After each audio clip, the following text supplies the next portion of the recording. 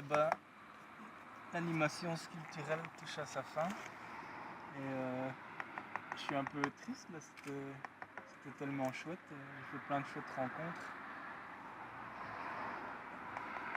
et loger dans cet hôtel c'était vraiment une chouette expérience. Et ben, voici l'œuvre finalisée. Elle est très brute, hein, je sais, c'était voulu. Et en plus elle est assez naïve comme ça, il y a ce bras là qui est beaucoup plus long que l'autre. Ben, ça ne me dérange pas.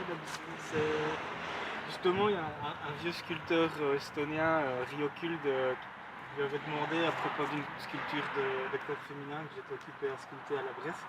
Je lui disais que j'étais pas sûr pour les proportions et puis il m'a dit oh mais les proportions ça n'a pas d'importance. Enfin il m'a dit ça en anglais, pas en français, hein, il parle pas français.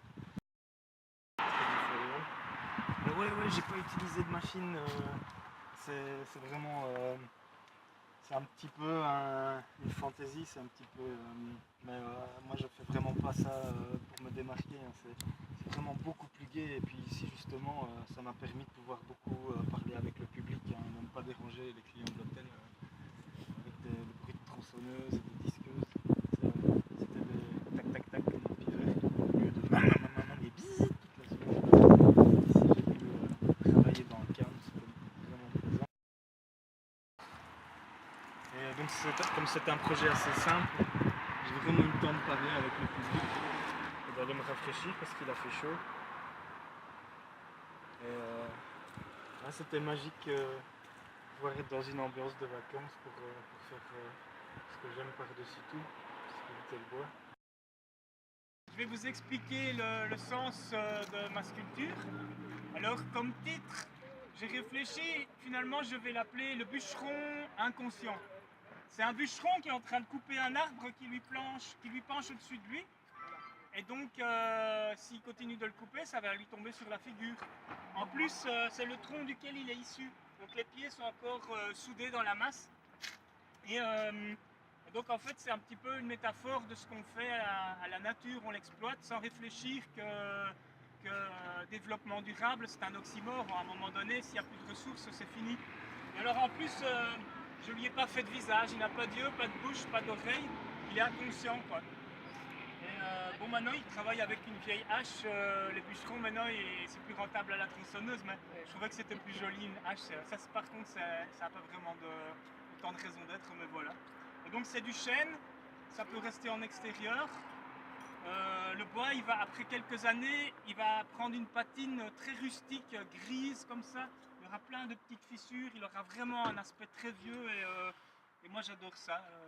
C'est un goût personnel, mais voilà. Et donc je vais redire la même chose en néerlandais maintenant. Zo,